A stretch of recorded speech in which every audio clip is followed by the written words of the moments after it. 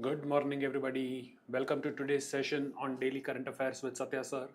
This is me, Sathya from IQ Ideas. Today is the 24th of July 2025, and I bring you important news updates of current affairs from a daily newspaper. I'll also be pointing out interesting articles to be read to improve your reading comprehension abilities and words in English vocabulary to help improve your language skills. So, without further ado, let's jump into the news articles of today. The main first page, the biggest news article is, of course, after 5 years, India resumes the tourist visa to Chinese nationals. Right now, India and China, two major countries in Asia, and two superpowers, so to say, great military capabilities, great economic prowess, but the visas were curbed after the border clashes between India and China at Galwan in 2020. There was a lot of heightened military presence along the border, and relations have been strained. But recently, after Prime Minister Modi of India met the Chinese President Xi Jinping at the BRICS summit in Russia in October 24, there were several high level meetings, and now both the sides have agreed to ease the visa rules. And this is possibly a move ahead of the possible Modi visit to the SCO summit, which is expected to be in China next month. So obviously, this is of great news to the citizens who wish to travel to the other country. And India has, of course, resumed the tourist visa to the Chinese nationals. So that is one major news. Other than that, we have small headlines, but none of them seem to be great. We have a small uh, uh, single column which has extension in the letter pages, in which US and Japan have struck a massive trade deal, right? Now, of course, I beg your pardon, President Donald Trump of the United States is in the news a lot because of the tariffs being imposed on different countries. And we talked yesterday about a trade deal possible between India and UK. We have talked about India's responses to the sanctions or the tariffs which might come from US on various things. So when we go to the main crux of the article, we'll definitely be taking a look into more details. But those are the two main headlines. Other than that, there are crime related news which we are not going to pay much attention to. So we flip to the next page, and it seems to be sort of an advertorial with a destination Uttarakhand, where a lot of positive pieces about Uttarakhand as a destination are mentioned. So people generally interested in these things can go through them, but I do not see any major news update from that. But still, out of curiosity, if we were to read, the main headline is Uttarakhand government prioritizes youth skilling, empowerment, and growth. At the bottom, you have empowering youth through jobs, talent, and sports. And you have an interesting small piece where Uttarakhand's new anti-copying law for student welfare. So it says, in a milestone move to protect the future of Uttarakhand's youth, the Dhami government has introduced anti-copying law to ensure fair practices and transparency in competitive recruitment exams. So in the past, we have seen a lot of instances where national level and state level entrance examinations for educational institutions and job recruitment have been plagued with instances of copying and other malpractices. So this would definitely be an interesting thing to read. We go to the city page, which again just has a lot of violence and crime related news, not of importance. The next city page again has just local news. The next city page is the same. The state page also seems to have news just related to crime and wrongdoings, so I'm not going to spend much time on that. Moving ahead, we come to the nation page. Now, uh, one big article is Tejashwi slams roles revision, says poll boycott an option. In the front page, there was also a small column, I recall, and if I go back to that, it says there was a ruckus in the parliament over the SIR and a bid to steal the poll, says Rahul Gandhi. So this seems to be updates on the SIR, the Special Intensive Revision in Bihar ahead of the election polls. And the rules revision have been slammed, and poll boycott an option. So if we read that, Tejashwi has alleged BJP's attempt to manipulate voter data, and the RJD is contemplating a boycott of the Bihar Assembly polls over the ongoing special intensive revision of the electoral rolls. Leader of the opposition Tejashwi Yadav said Wednesday, flagging what he alleged was an exercise commissioned by the BJP to undermine the democratic process and manipulate voter data. So that is a very, very serious accusation being made. There were instances of the Supreme Court and the Election Commission facing off. So this is definitely something to be followed with great amount of interest. Okay. Other than that, on the left, we have something which says many elderly Indians are ill and not even aware of it, reveals a study.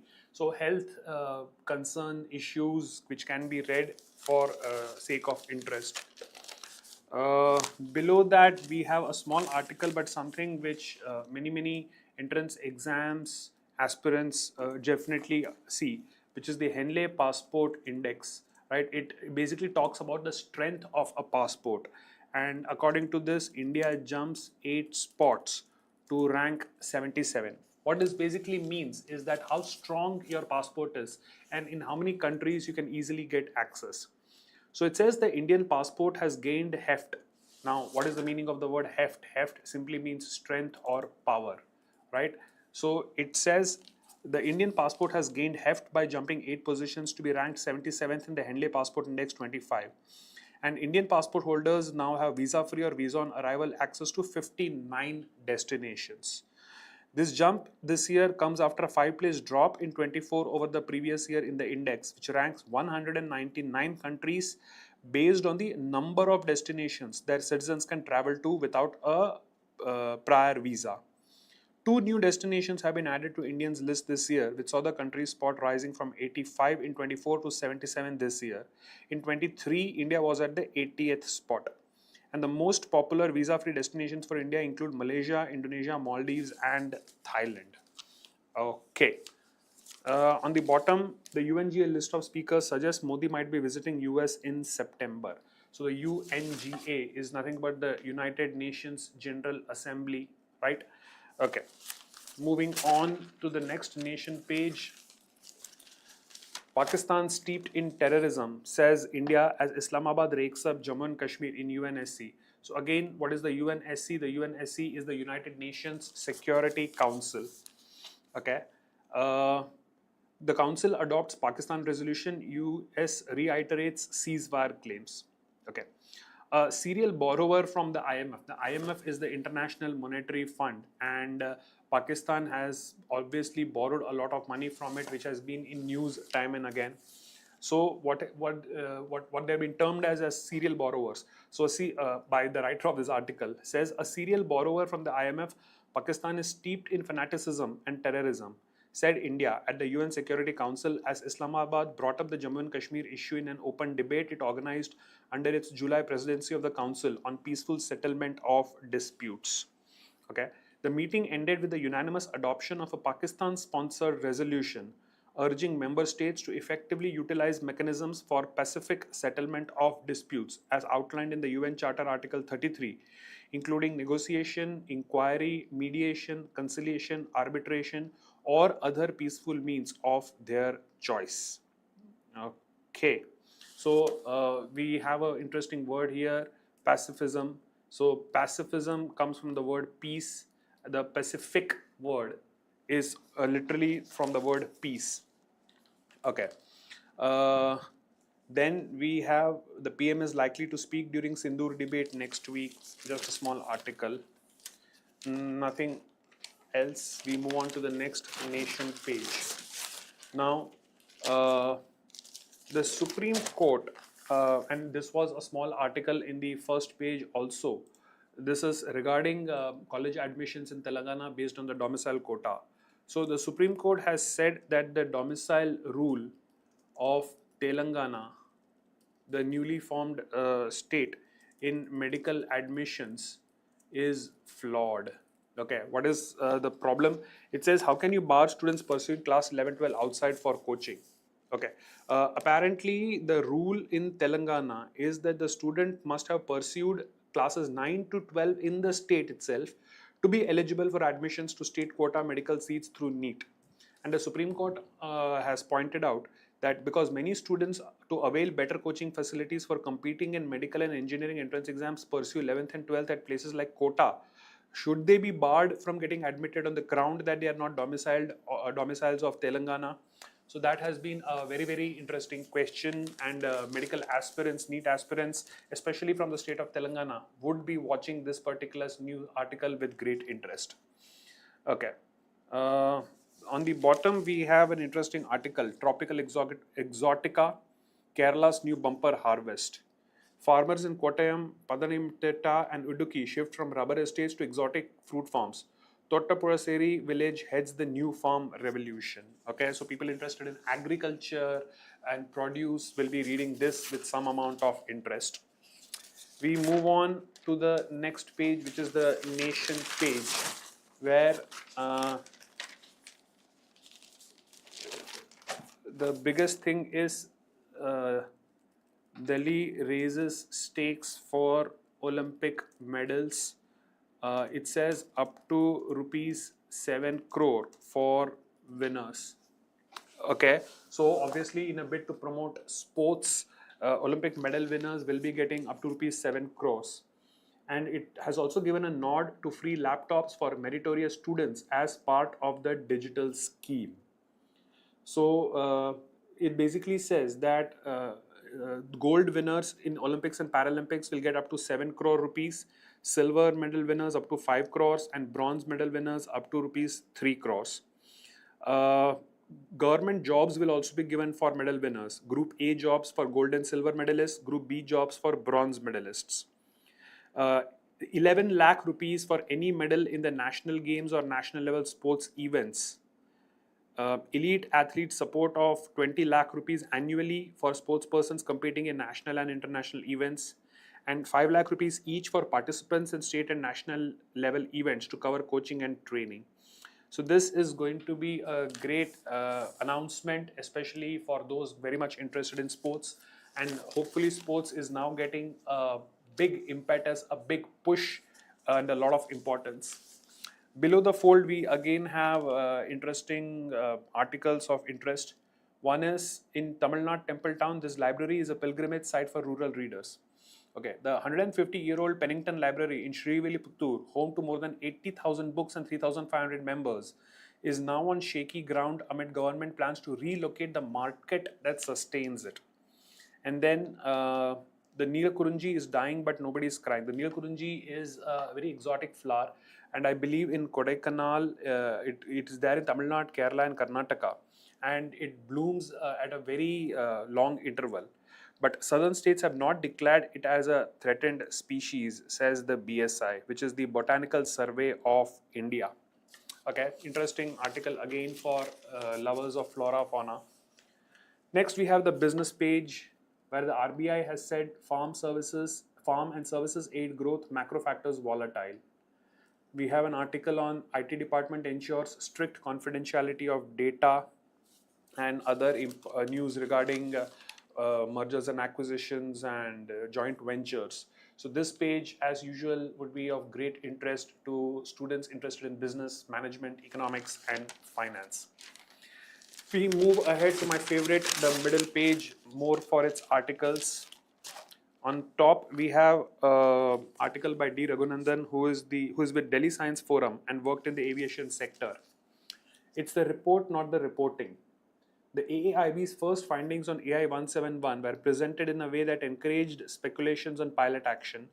Credible alternative possibilities centered on machine malfunction were not given due attention. So this is an obvious reference to the unfortunate June 12th Boeing crash which happened in the city of Ahmedabad, and the recent reports post which there was a lot of speculation on some of the switches for the fuel cutoff or something like that, which had taken place, and the voice recordings seem to indicate that the pilots were also surprised by it. But there are credible alternatives supposedly, and it said the author seems to say that these alternate possibilities were not given due attention in the report. So probably it is the report itself, not the reporting of this, which is a problem issue. Okay. Uh, Below that, there is an article by Mohua Das, which reads Aussies everywhere, Leicestershire to Ohio to Pike Para. Heavy metal's guttural howls and ear-splitting guitar may no longer top charts, but metalheads abound across countries and cultures in any offbeat space willing to handle the decibels. Okay. This is, of course, in the wake of the news that Ozzy Osbourne, the frontman for Black Sabbath, a very popular heavy metal group, who recently passed away, right? So music aficionados, heavy metal aficionados will be mourning this tragic news, and the news here is just a sort of piece for that. In the left, the three columns, top one, us bashes them. Attacks on immigrants in West and internal migrants in India extract big socio-economic costs. Okay, now the question of immigrants has always been a contentious issue with in states cribbing about people from other states flocking them for better opportunities, and even countries talking about immigrants from other countries coming to their country and taking away their job opportunities and resources. So this should be an interesting take on that.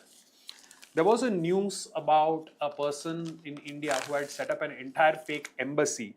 So the second column, talented Mr. Ladonia, what the fake embassy of a fake nation next door to our capital says about us and our sarkars. So this should be an interesting take on that con job being done. And then we have Bachi Karkaria's humor column Erratica. Strawberries in scholarship, India and Iran converge again in Cambridge. Right? So I would definitely read that for humor. The next page, a special page, coders, teachers, and the quest to take Santhali into digital age. Okay. Santhali, a language in India. The language has echoed across Eastern India for over 3,000 years, but only got a script 100 years ago. Now a grassroots tech movement is taking it online. Very, very, very interesting. Languages being given importance, ancient languages being revived, the bid to make it more popular, available to mainstream, especially with the use of technology. So that would be an interesting article, and I probably could come up with a reading comprehension passage based on that. Okay, now we come to the global page, and I refer to the front news where I said I will be going through the details, which is the US and Japan have struck a massive trade deal. So Trump says US and Japan strike massive trade deal. Tokyo to invest $550 billion in US, while its goods sold to America to be taxed at 15%. Okay. President Trump said late on Tuesday that he had reached a massive trade deal with Japan, helping to allay fears of heightened trade tensions between US and one of its closest Asian allies. In a social media post Tuesday evening, Trump wrote, Japan had agreed to open its country to imports of American cars, trucks, rice, and other agricultural products, as well as invest $550 billion into the US. He said Japanese exports would be charged a tariff of 15%, lower than the 25% he had threatened if Japan did not strike a deal. Okay. Then the other update under the same tariff issue is US and the European Union closing in on a 15% tariff agreement.